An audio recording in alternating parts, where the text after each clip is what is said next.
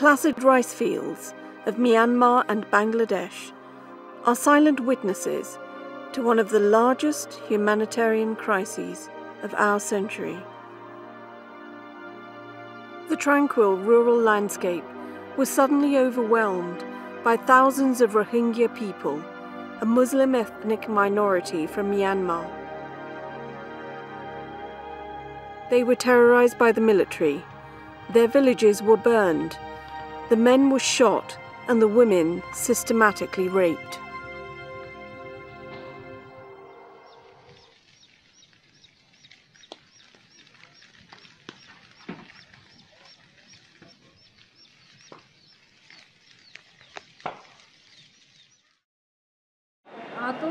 I was living together with my husband, along with 4 sons and 1 daughter.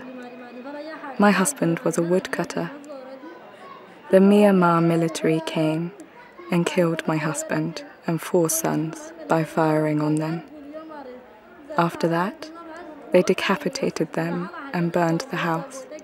I and my daughter ran and hid inside a canal, but the military enclosed us from all sides. They killed all males by firing and decapitating. Later on, they made a hole, and military dragged the dead bodies into it by holding their legs. After that, they made fire with sake and petrol oil. They took my 3-year-old baby from me and threw him in the fire. After throwing him, they compelled us to sit down. Then they grouped us in 5, 6 people and brought us into a room. They asked me to give money and gold. They took our money and gold. They ripped my clothes, made me naked, and raped me in front of my daughter. My daughter was crying, seeing my condition. Seeing her screaming, they hit her on the head. When I was wincing, they hit me on my head. They broke my hands and legs and fastened me. They burned the house by bombing. Most of my body parts were burned, which I cannot show you. My hands and legs have been burned.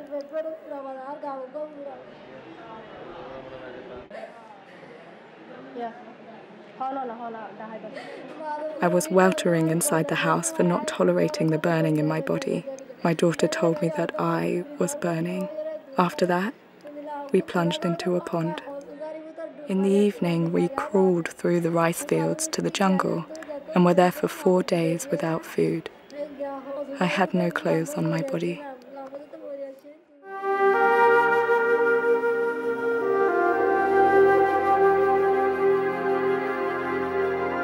A mass exodus of over 1 million people ensued. Most were farmers living in small rural villages.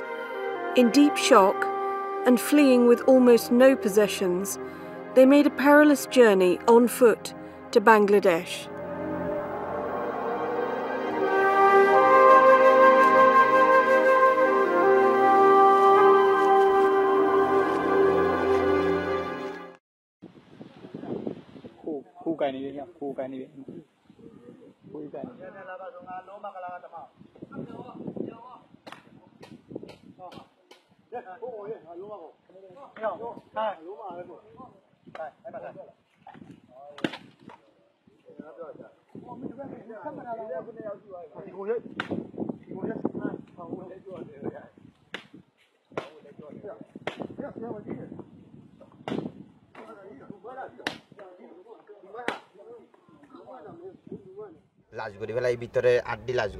The Myanmar military beat nearly 50 people in my village with iron sticks.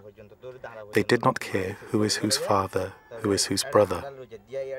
They beat regardless of anything. They brought me and my 2 brothers into a room and asked us to tell the truth if we have any arms. We told them that we live by hard work, and why should we have arms? They said we were lying, and then around 15 soldiers kicked us with boots. After 20 minutes, I was senseless and could not tell anything. After that, they hit us with knives and tried to cut down our body parts. They beat the three of us and imprisoned others in a state of half dead. Among them, some were dead and some were alive. After that, the local chairman told the soldiers to let us go for the night, and he would hand over all of us to them for killing the next day. That night, we fled away to Bangladesh with all the people of our area.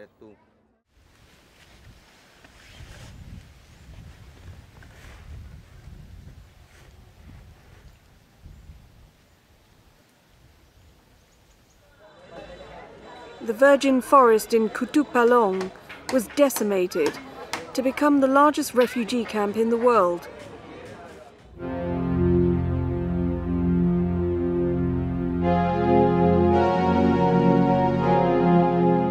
Here, 1 million people live crammed in improvised windowless huts and endure temperatures of 45 degrees Celsius and humidity over 90%. Drenching in sweat, they survive mostly on meagre humanitarian aid and don't know if and when they will be able to return home. Kutupalong is the antechamber of hell, a cauldron of deeply distressed people with no future perspectives. Can hope survive the trauma?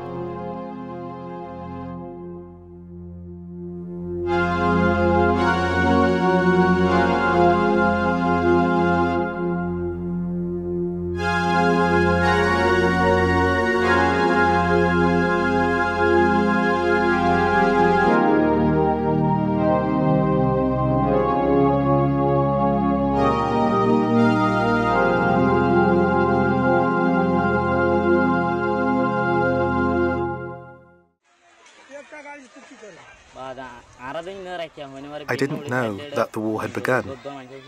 I woke up in the morning and saw that our neighbours' houses were burning. I saw the military entering our area. We tried to flee away through the rice field. They fired on us from the back.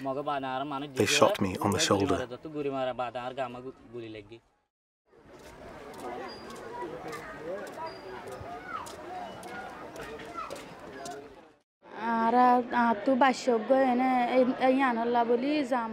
I was in my house, and 3 soldiers came. They tortured and raped me. I had given birth to a child the day before I was raped.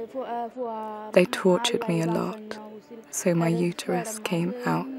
And after being raped by 3 people, another 3 military tortured me. I was confused whether to think about my child or to think about me. After coming here without my husband, I am getting food items once a month. I'm living by eating this. I'm suffering a lot.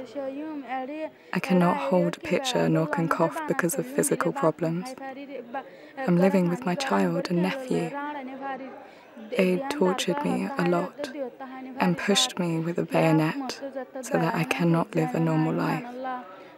I have soot on my legs and other parts. I'm facing difficulty in eating and drinking. I feel pain in my body. I'm facing problems raising my child, and I also don't have a husband. Lingering day after day in their minuscule huts, under the oppressive heat, the refugees are torn between depression and anger.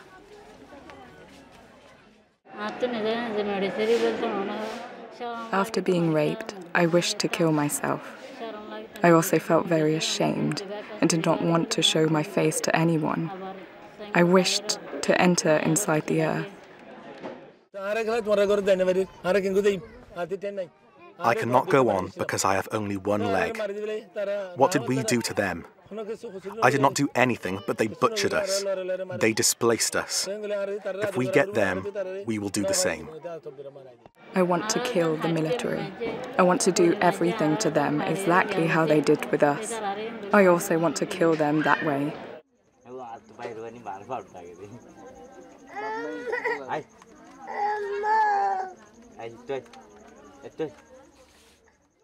My only wish is that we regain our dignity and citizenship.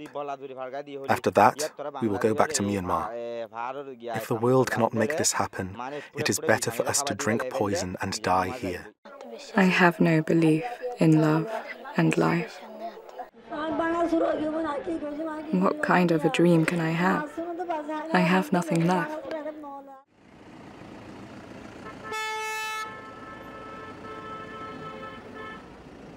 The physical and psychological pain runs deep among the refugees.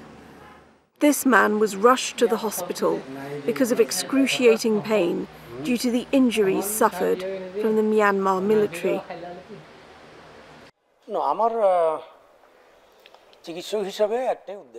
As a doctor, I have one motive, which is to stand beside the sick people and to heal them with good treatment.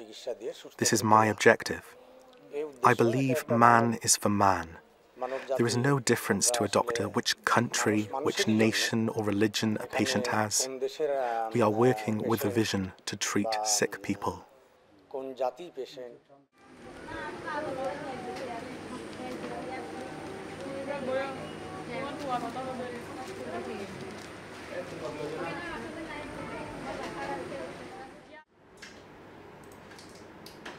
Surgeons are scarce in the camp. A few choose to donate their time to provide a much-needed lifeline to refugees.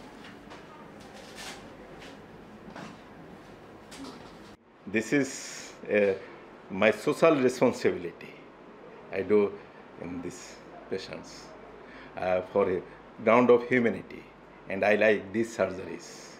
These are socially rewarding surgeries. Today I will do the cleft surgeries. Cleft surgery, the patient are suffering with cleft lip and cleft palate. This is a socially, physically and mentally desirable condition of the patients. So after operation, they have a miracle of sense. They can smile well. Nobel laureate Mother Teresa told, the peace begins with a smile. So this is why I am interested to do these surgeries. Field hospitals are scarce and patients continue to arrive. A mother in a feeble state about to give birth comes by rickshaw at one of the few women hospitals in the camp. The midwives take her quickly to the delivery room.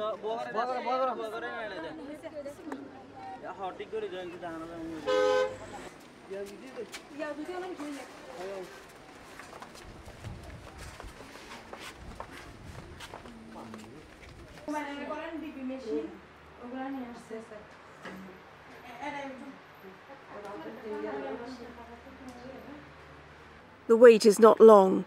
Soon a beautiful baby is born.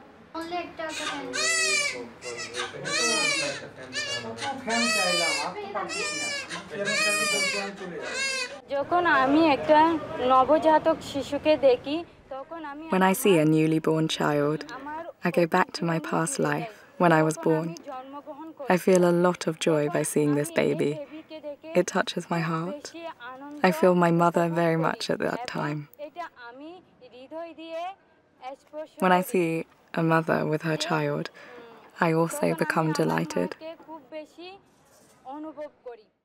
But the joy of the midwives is not always shared by the mothers. Children here are often unwanted, either due to economic hardship or because they are the offspring of rape.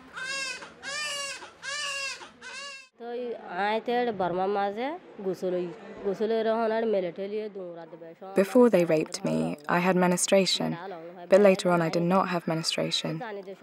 Also, in the meantime, I did not meet with my husband. My husband told me that I have not met with you, but you were raped by the military, so the baby inside you is not my baby. My daughter told her father about the occurrence. Then my husband didn't want to receive me and wanted to divorce me. I could not bear the torture of my husband, and I went to a hospital for an abortion. The nurse asked me how many children do I have, and I told her I have 2 children. Then she told me to keep the baby. I told her that one of my children is 3 years old and another one is 5 years old. Then we went to another hospital and they gave us medicine for an abortion. I also used amulets, but the child had not been aborted. After that, my husband did not talk with me for 6 months. He did not come to the house.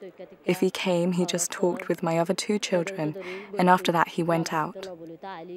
After 6 months, he started to talk with me and started to come to the house. When I gave birth, he did nothing, and my neighbors brought a midwife. After that, the child was born. After childbirth, my husband did not feed me well. He did not buy any food and did not let anyone buy food for me.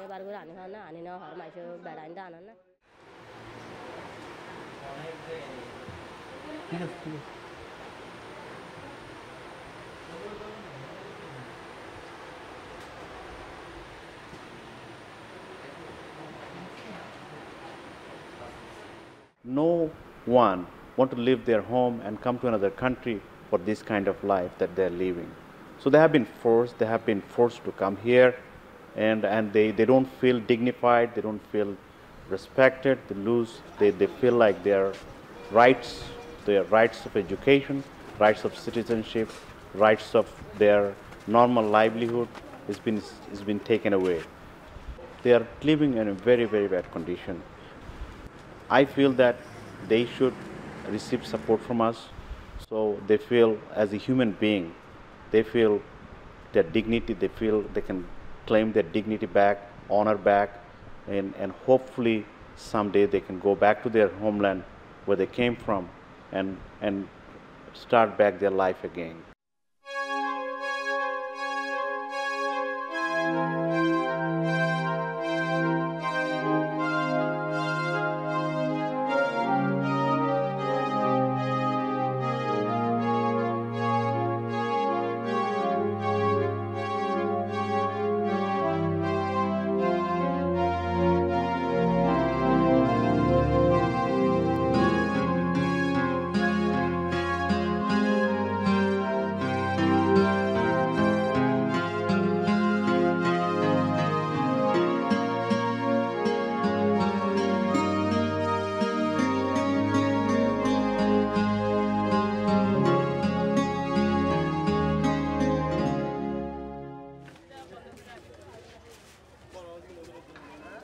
The precarious situation of the refugees often forces them to take painful, pragmatic decisions to survive. After discussing the matter with his wife, Ziabor decided to sell her gold and jewellery in order to raise capital to open a shop in the camp, so that with the income of the business he can feed his family. Resilience comes at a price.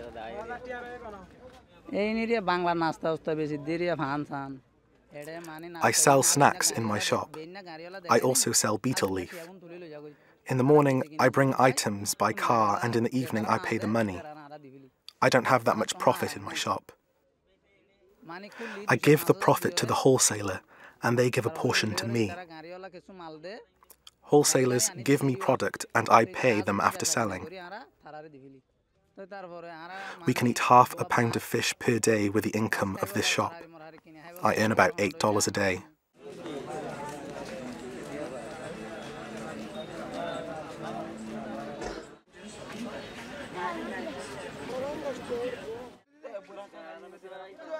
Refugee children are also savvy to spot opportunities to earn some money. Sadhu sells ice cream, which is avidly sought after by the neighbourhood kids. Meanwhile, kite flying remains the preferred leisure activity in the camp.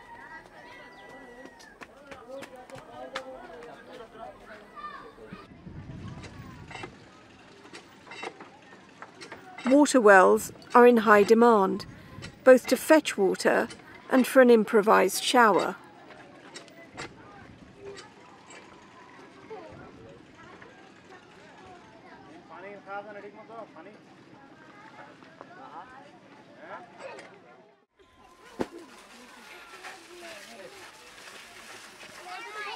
Temperatures inside the refugee huts reach 48 degrees Celsius.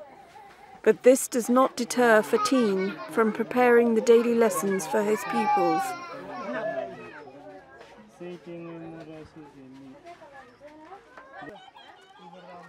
Taught by his father in Myanmar, he decided to open an improvised school to give the refugee kids a future. Every day, he teaches 240 students.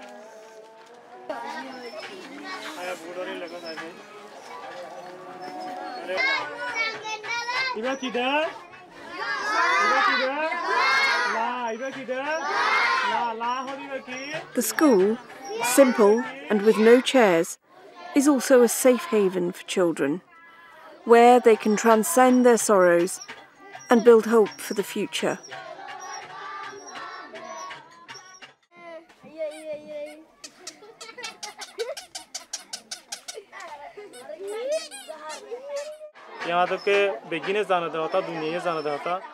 My father was the imam of a mosque. The Myanmar military killed him inside the mosque while he was praying. Everybody here knows about that. They killed many people in prayer like my father.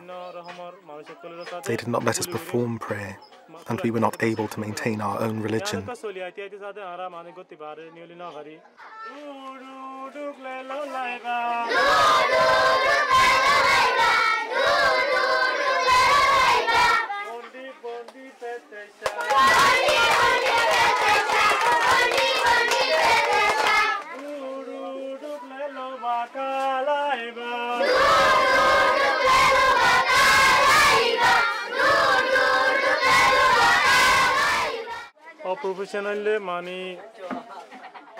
Education is a very important part of human life.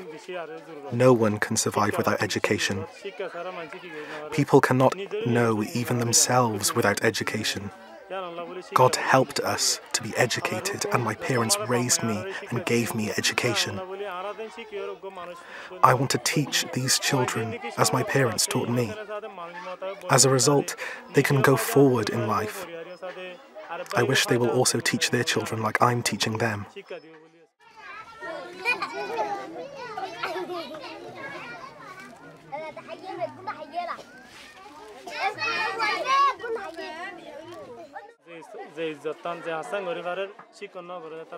An educated person can identify which way is right or wrong, but an uneducated person cannot identify right or wrong. By studying, people can go beyond. They can do many things after taking education.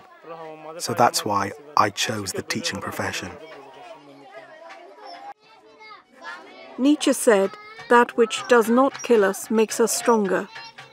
Extraordinarily resilient, the Rohingya refugees dare to engage in the most formidable of the human endeavours, to dream.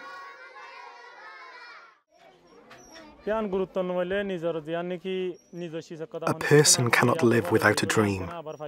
If I lose something, it always comes to my mind, because it was my own thing. So I hope my country will always remain in my heart.